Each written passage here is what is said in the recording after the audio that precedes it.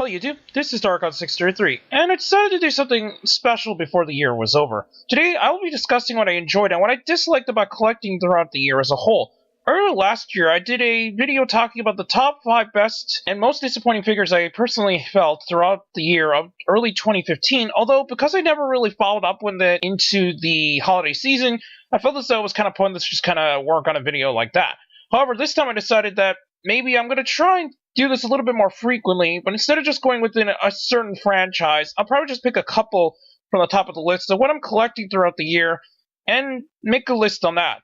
Anyways, today we'll be talking about what I got this year, and that's mostly about Transformers, Star Wars, and Power Rangers, since those are kind of one of the big hitters I've been collecting throughout the year. So we're just kind of going to talk about that pretty much. Anyways, I've decided that each of them are going to be separated into a few categories, one being what I liked about the franchise and what I hated about the franchise, and then going with the conclusion with all three of them. Anyways, we'll now start with Transformers. Okay, we'll start with Transformers, but I will be separating into two smaller categories, one being for Transformers Robots in Disguise, and another for Transformers Titan Returns. So anyways, we'll start with Robots in Disguise first. This toy line this year was filled with a pretty decent amount of figures, with some pretty good ones included, some being Starscream, and we finally got some Decepticons, which was a huge plus compared to what we've seen in the 2015 year. Another strong thing is that we saw the return of Ratchet, and fan-favorite characters such as Windblade actually appear in the show, and I think that's pretty cool that we actually seen a character that was never seen in a cartoon prior finally make its way onto cartoon form. Another thing is that while it isn't the best line, at least it's still got a lot of stuff going for it, since because of the characters such as Drift and Windblade, it's pretty cool that we're finally seeing some characters just outside of the standard lore actually making it into the toy line and show. However, we have some problems with R&D, and unfortunately there's a lot more problems than there are positives. One being is that while there's a lot more Decepticons, many of the previous Decepticons, especially what we've seen in Season 2, and even some as far as Season 1, have yet to be made into figure form even to this day.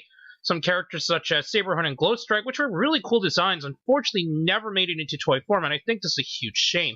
Other problems such as Underbite, Chop Chop, and Clampdown from the first season have yet to be made even still now, and I think that's kind of strange that Hasbro is still continuing to remake Autobots into recolored designs, even though I know it's an easy market. It's just kind of a real problem that we're seeing nothing but a lot of these other repainted Autobots. Another problem is that this is where it actually becomes a little bit more puzzling, and this is where it just becomes a lot more frustrating into collecting, and that's because many of the Season 2.5 characters have yet to be made in general. A lot of Starscream's team members have yet to be made in any figure form, and that's a real shame since some of them have some really cool designs. Two of them being characters models from the previous series, and that is Transformers Prime, and that's a huge problem since it would be nice to see another Viacon-style character being made into toy form, and yet to see another chance failed to make the Insecticon mold into figure form in general, and it's just really sad to see what happened with Transformers Robots in Disguise this year. Another problem is going down to the fact that if they at least made Clampdown, they could even make Clawtrap, and with the rumored Thermidor, most of his team was finally made, except he's still missing, so it's a huge problem that we've yet to see any indication that this character will be made into figure form. However,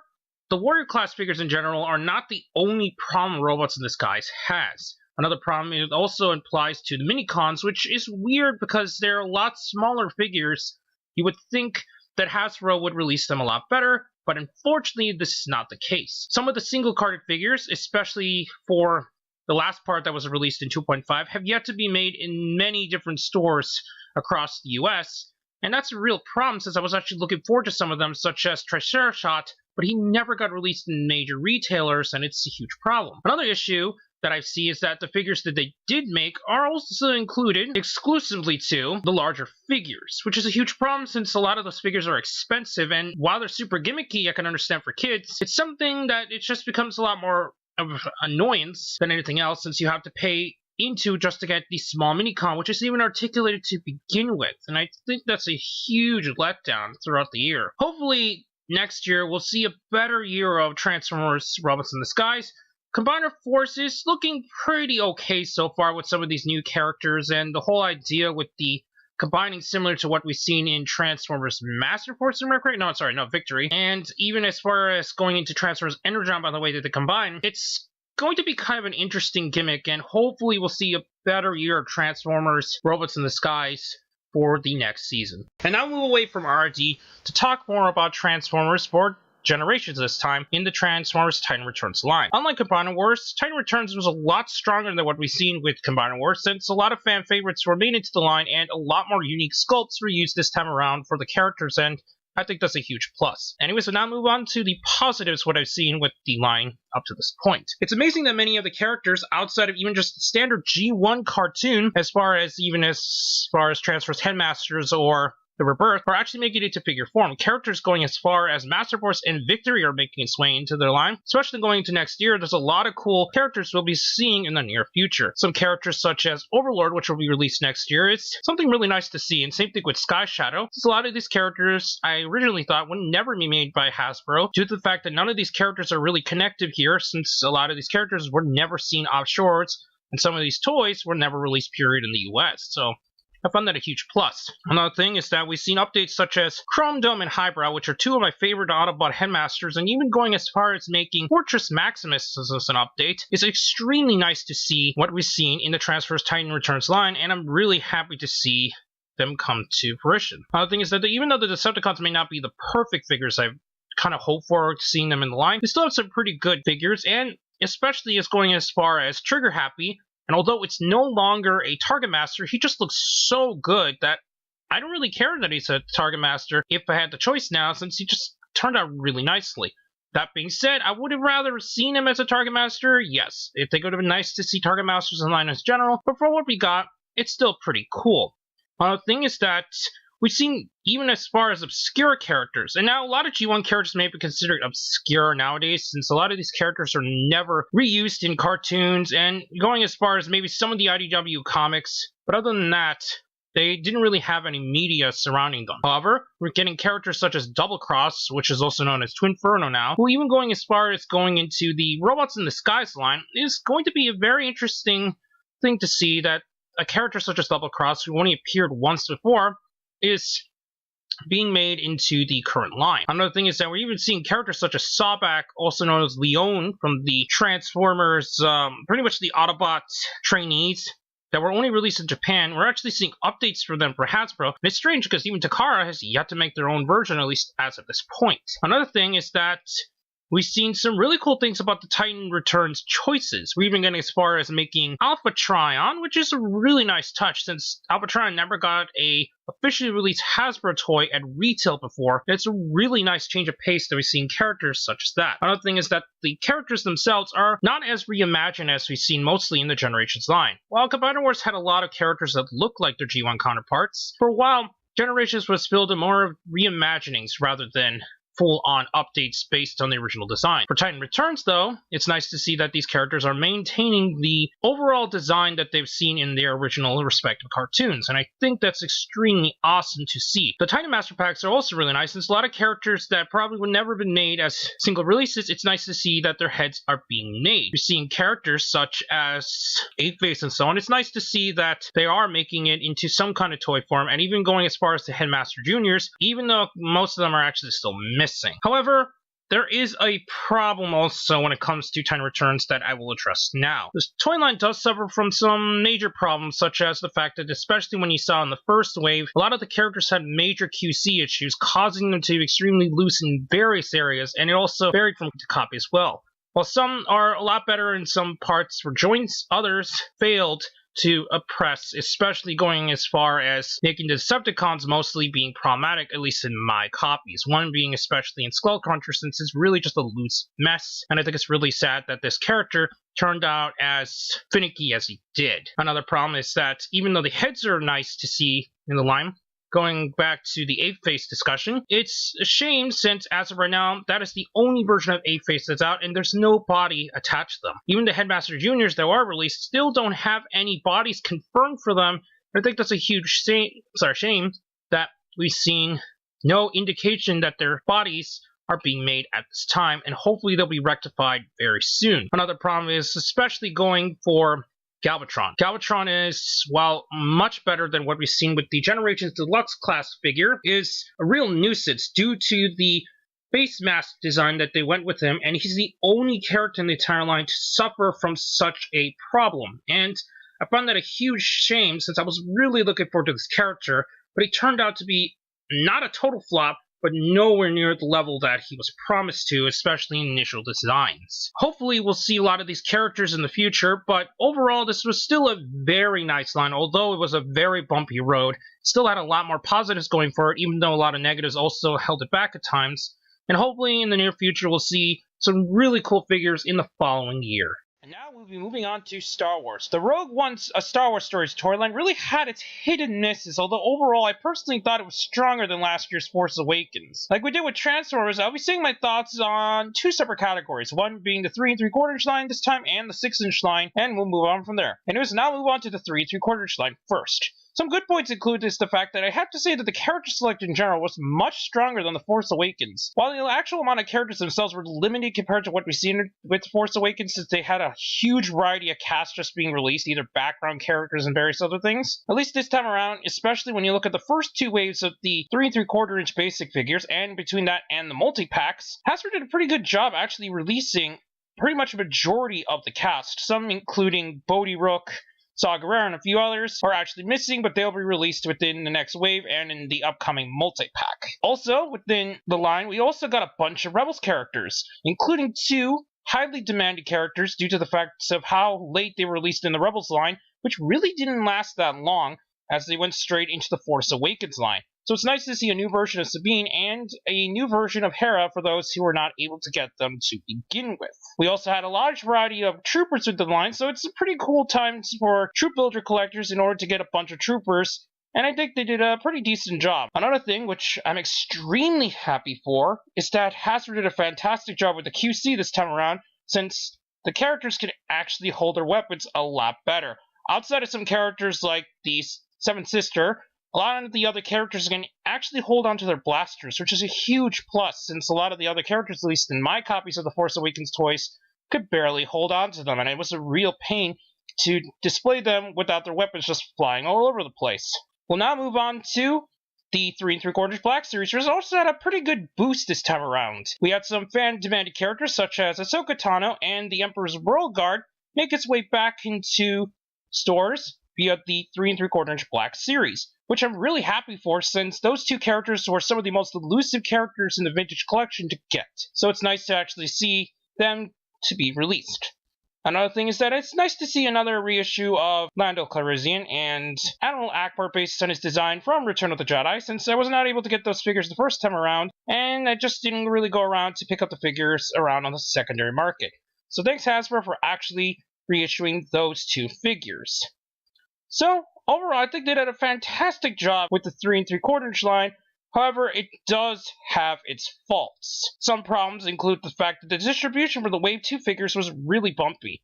It took me forever to see any Wave 2 figures, and I actually had to get a little bit of help from my friend in order to pick up a couple of them. So it's nice that I eventually was able to find them, and while they are not everywhere, at least they're a lot better than what I've seen months ago. However, the 3 3/4 inch Black Series line got hit extremely bad this time around. Apparently, the figures were supposed to be released on Rogue Friday / Force Friday, depending on which version you actually consider it. It was extremely hard to find, especially within the first couple of months of release. It took forever to find for me, and as of right now, I don't think I've ever really seen them in stores personally, and the only reason why I have them is thanks to my friend.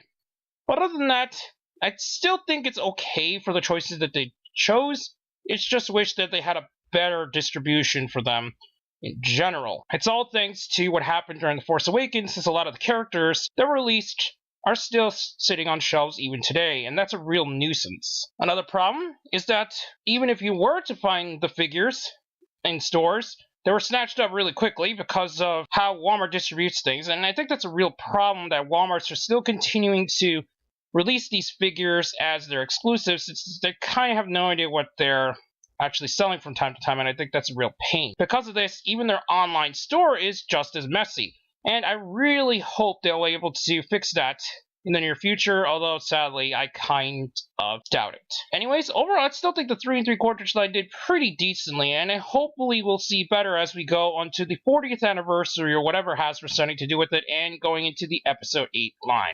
And now we'll be moving on to the 6-inch Black Series figures, and oh boy were these a pain to get. Anyways, we have some good points, and I can say that the figures in the first couple waves are actually pretty good, and I really enjoyed what was given to us, especially K2SO and a few others, since there were some really strong figures within the first couple of waves. I also think that it was pretty good for what we got, since we had a lot of variety for the cast members of the movie already in the first couple waves, and it was already rounding up for the main cast of Rogue One, so it's nice that Hasbro at least has done good with at least character decisions, maybe not so much distribution, which once again we'll get to that later on. Characters such as Baze Malbus and Sheridan Way will be released in the following wave, and I think it's going to be nice to see that along with possibly a Bodhi Rook and Saw Gerrera in the near future to pretty much round out the cast. It's also nice that the line also saw the release of Darth Revan based on his character from Knights of the Old Republic, since it's a fan-demanded character and the original 3 3/4-inch figure goes for a ton of money. I also like the fact that a lot of Rebels characters and characters that are just outside the standard movies are getting it into the 6-inch line nowadays. And as of this year, we pretty much rounded the main cast of A New Hope in the 6-inch scale. So it's really nice to see that come to fruition. We'll now move on to the problems I've seen with the 6-inch Black Series figures. And man, is there more problems than there is good things. What is that the distribution of these figures are absolutely terrible. I absolutely have not seen anything so bad with the 6-inch Black Series, even though I hadn't really followed it too directly when it was first coming out within the Orange series, that it did follow it a lot better when it went into the Force Awakens. However, while Katsura Zubia was a problem during the Force Awakens line, Jin seems to be a problem in the line, and especially it just seems to be everything in the first wave outside of K2SO is being constantly repacked in the next couple of waves, making it extremely difficult to find the new figures. I actually have an understanding that Jin has now been released in the line so much that she has more presence in actual toy stores than she does in the actual film, and I find that extremely depressing. I understand there are problems that we've seen with Rey during The Force Awakens, but it has gotten to a point where it's absolute insanity that Jin has been packed so many times. This is the same thing can be said for the exclusives, which we'll get to now. The first exclusive that I'm absolutely annoyed about is the fact that they made a 3-pack that includes 2 exclusive figures, one being the Death Trooper Specialists, and then Cassian Andor based on his standard attire that he did wear for a chunk of the film. However, instead of just making a 2-pack like seen with the Poe Dameron 2-pack last year during The Force Awakens, Hasbro decided to release Jyn Erso yet again in the 3-pack, making this 3-pack a real pain to get, since it is now under a $60 price point instead of a $40 price point, and I find that really sad that Hasbro decided to go with that. Another problem that I've seen is that another exclusive in the form of C-3PO being sold exclusively to Walgreens. Walgreens exclusive to begin with is a real problem, since many fans have not been able to find most of these Walgreens exclusives, and so far they haven't been super important. We have the prototype Boba Fett, and we have the Emperor's Wrath Darth Vader. However, they weren't exactly important, since it's either a concept design or something that was there for like a few seconds of the film. C-3PO, on the other hand, is no unimportant character. He is one of the most important characters released in the 6-inch Black Series scale, and because of how many fans of the original trilogy out there, I would think Hasbro would have treated the character much better, but unfortunately, he ended up becoming a Walgreens exclusive, which is by far one of the most baffling things I've ever seen Hasbro do for an exclusive. That being said, we also have problems, such as the fact that I've never seen the entire second wave outside of the repacks, which includes Director Orson Krennic, C-3PO from The Force Awakens, and the Scared Stormtrooper squad leader until about 2 or 3 weeks ago, which is a real problem since those figures have been out for a couple months now. I find it really depressing that that version of C-3PO is actually almost near impossible, or at least it was for me, to find in the Walgreens exclusive, which it wasn't until I had to go to eBay to resort to get that particular figure. And I find that really depressing that it ended up like this for the 6-inch Black Series scale. Outside of the problems, I think the 6-inch scale was done okay this time around. Hopefully as we go into the next year, things will end up much better. And now move on to the final subject, which is Power Rangers. Unlike the other 2 subjects, I actually have a lot more positive things to say this year about Power Rangers, since they did a really good job overall with the release of this line, and really the faults come from the latter of the 2 Power Rangers productions rather than Dino Supercharge in general. But that being said, we'll now do another split this time. This time we'll be splitting them into two categories as normal. However, it's going to be a little bit more broad than what we've seen with the other two subjects, since I'm actually going to be putting together Dino Supercharged, Ninja Steel, and Movie into one category, since they're all considered the basic toy line, and at the same time, both Ninja Steel and the Movie are kind of premature to really have any thoughts of the matter. But anyways, we'll now move on to my thoughts here. I have to say that Bandai America did a fantastic job this year for the Power Rangers Dino Supercharged line. They released a variety of characters, including villains and various different forms, so there really was a lot to actually collect this time around, and I think they did a fantastic job. The Zords continued into this year, and outside of the Pachazord problem, and sadly the latter of the Titano Charge Megazord, they did a fantastic job releasing the Zords, and even to as far as releasing a surprising Tobasabino / Spinozord just out of the blue. Even though we kind of knew it was coming, it was still nice to actually see them in stores. Anyways, the Zords themselves actually hold a lot better than the Japanese counterparts, and although the Zord builder system does kind of wear out, it's nowhere near as problematic as I've seen with the Koryujin set, since that thing actually shatters, no thanks to the electronic gimmicks and various other problems. Now, we're going to take a quick brief look into the Ninja Steel line. I have to say that the figures, even though I personally don't have them yet, are fantastic for only one reason. For one, various different sources of photos and reviews, Bandai America's did a fantastic job in actually releasing them with ratchet joints, which is actually a huge plus since a lot of Power Ranger toys known to have very loose joints. With the ratchet joints, I heard, they actually stand pretty stable, and I think that's really fine touch to what they've done for this line. The movie line, I personally am really happy for, since the movie line actually released the Movie Morpher, which is currently the only movie toy that I have so far. I have to say the Morpher, wow, looks kind of weird, does play pretty nicely, and I really like the effect that the Movie Morpher does when it comes to how the little area surrounds the power coin, and I think they did a really nice job designing it. It also reminds me a lot of a Kamen Rider belt, and I think because of that, it just kind of really helps the overall design for me in general. And also going with the movie stuff, I think it's pretty cool. The Zords so far, even though I personally don't have any comments since I do not have them in my hands, and since the other Zords haven't quite come out yet, there isn't much I can say about them.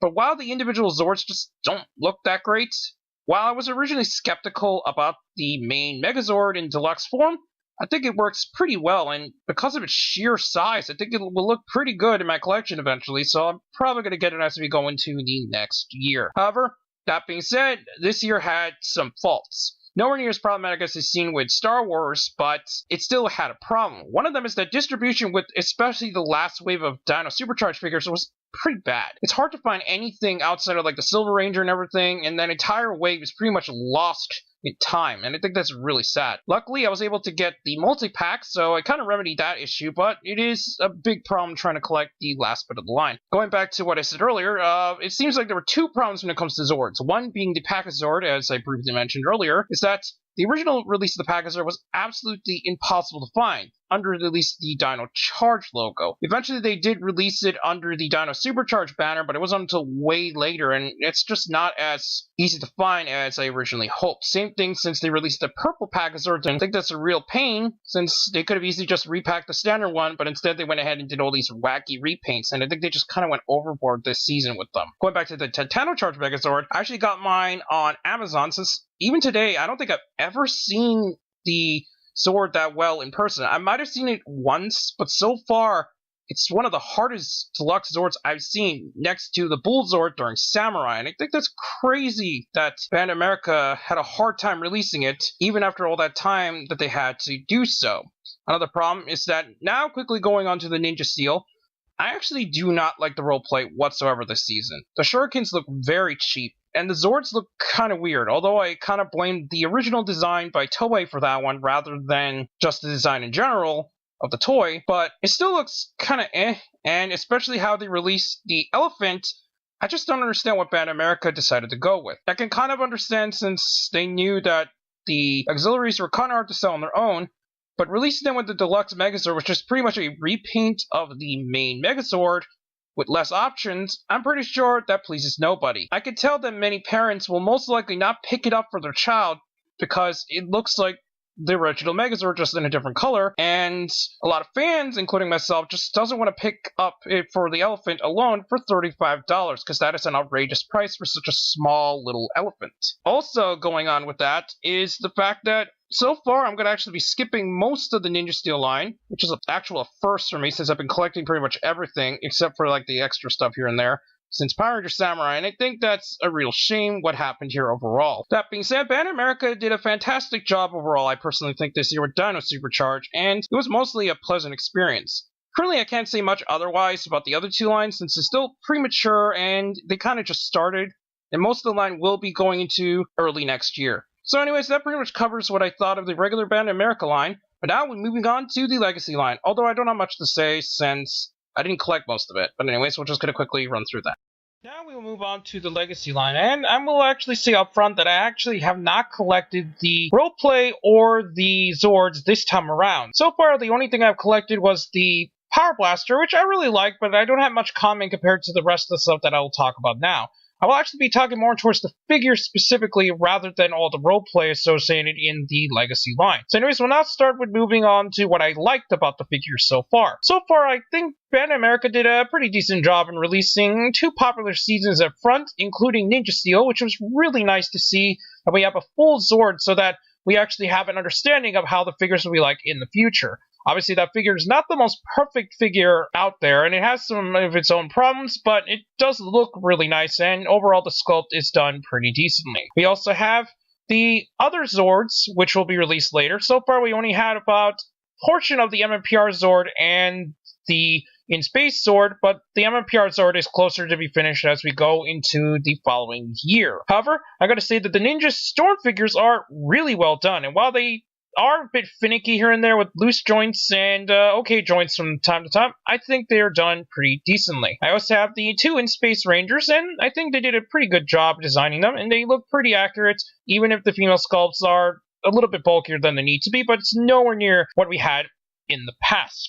I also think that Bandai America's done a pretty good job with the style of the Legacy figures, and everything is consistent in terms of boxes, and they got a really nice style for each of them to differentiate between the multiple seasons. However, the figures also suffer from some issues. One being that, as mentioned, the first wave of figures had major problems with QC issues, with various loose joints throughout the figures, but at least it was remedied in the second wave, so I applaud Bandai America for catching that really quickly. Another problem is that because of how the design of the hands are, the figures do not feature trigger hands, at least for the In Space Rangers, so unfortunately the blasters, while look really nice, can only be held in a very awkward position, especially when it comes to In Space Yellow. Blaster likes to fall in the hand quite a bit, and I think that's extremely frustrating from time to time playing around with the figure. So hopefully they'll be able to fix a little bit of that in the near future. Another problem is, even though I personally am not collecting them, the MMPR Rangers having the silver belts, I can completely understand the issues and complaints that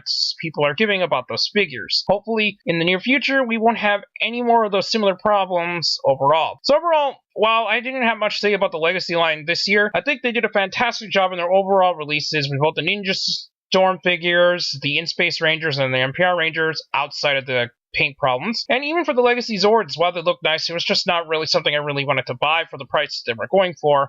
But hopefully, in the near future, we'll see more greatness coming out from the Legacy line, and hopefully they'll just become stronger and stronger when producing the later on figures. So that covers my thoughts for the 2016 toys, and while we had a lot of strong releases, obviously there was a lot of faults in a lot of the various lines that I collected throughout the year.